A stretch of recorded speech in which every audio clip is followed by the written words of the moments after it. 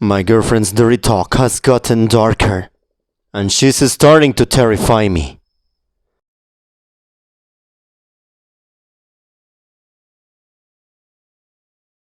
My girlfriend, Beth Chansey, and I are in a long-distance relationship. Free Wi-Fi became our best friends. And whenever we managed to squeeze in time together, it was full of treasured and personal moments. Although we did make visits to our different towns, it was so infrequent that regular communication via phone was all we had most of the time. I would get off from my job as a bartender at night and call her. She would often wake up and we would have phone or cam sex. Some people will never understand the allure of such a dynamic. This has been one of my favorite kinks, embarrassing as it may be to admit.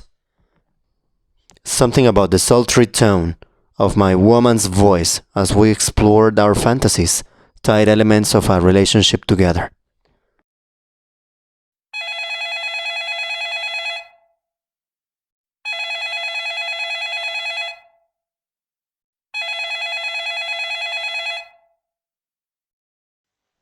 What are you eating? I asked her one night as I heard her deep exhalations on the other end.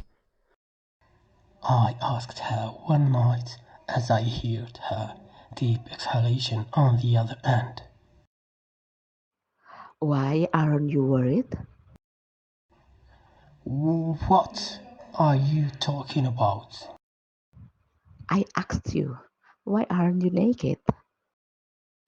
Her reiteration of the question sounded so phonetically different from what my ears had heard originally, but I pushed my misunderstanding to the side and we lost ourselves in the teasing, the flirtation, and the indulgence. I won't tell anyone, She said, as the noise of her blankets rustling over her naked form smothered me in waves of sound. What do you mean? about what you did, silly.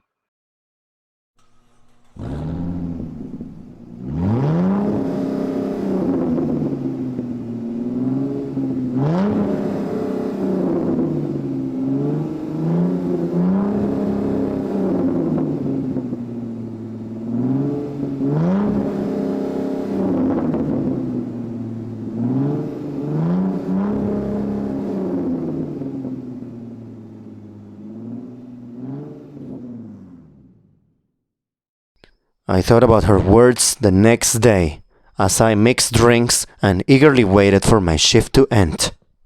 I went home and I immediately called her. I thought about her words the next day as I mixed drinks and eagerly waited for my shift to end. I am a bit unsure as to what you meant when we last talked. Oh, I thought you enjoyed. I don't remember saying anything as much as I moaned. That part was amazing. No, I meant my secret. Do you mean our role playing? Your tone didn't indicate that. Should I feel guilty about something within our world, our fantasy life? I can tone it down if you want me to. Maybe I have been too forward aggressive lately.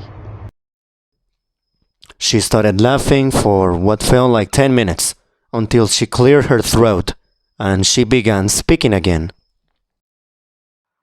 No, that's not what I intended at all. How about we both get naked and discuss this further? She said. The lizard part of my brain could do nothing but give in, as her grasps of pleasure seemed to fill my body with a near electrical burst. In between the sudden emanation of bliss, she said something that sent a chill through me.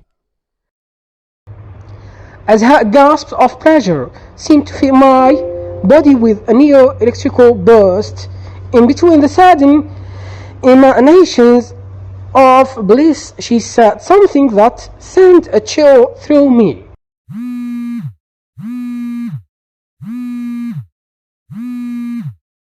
She said the following words. You killed that boy at summer camp 22 years ago. You and your girlfriends thought it would be funny to have him climb the tree since you stole his favorite pair of pants when he was asleep and put them on top of the tree limb. You watched, laughed, and mocked him as he scaled the tree, and then you threw stones at him until he fell off. I know you reflect on it a lot, but it's not with guilt so much as it is the fear that someone will find out about it, or one of those buddies will make a mistake and confess to it.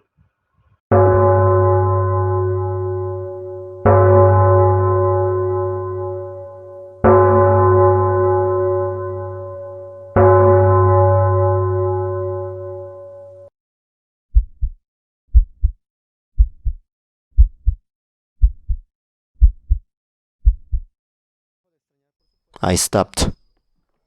I wiped the sweat from my brow. I chewed on her words. Alarming as they were, she was right. Not one but my 3 friends and I knew about it. Or so I thought. For the first time, I hung up on her. I stopped. I wiped the sweat from my brow and choked on her words. Alarming as they were, she was right.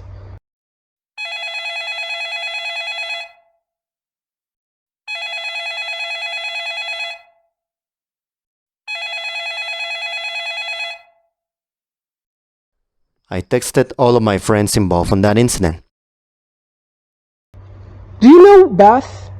One in Ohio? The question was direct and without any obvious intent. 2 of them responded within a day with the obligatory question marks followed by a no. My mind had created a conspiracy where she had fooled around with some of my friends, but that admittedly did not make any sense. I had never given her the names of any of my childhood pals, let alone introduce her to any of them, so it did not logically add up that she would have somehow found them.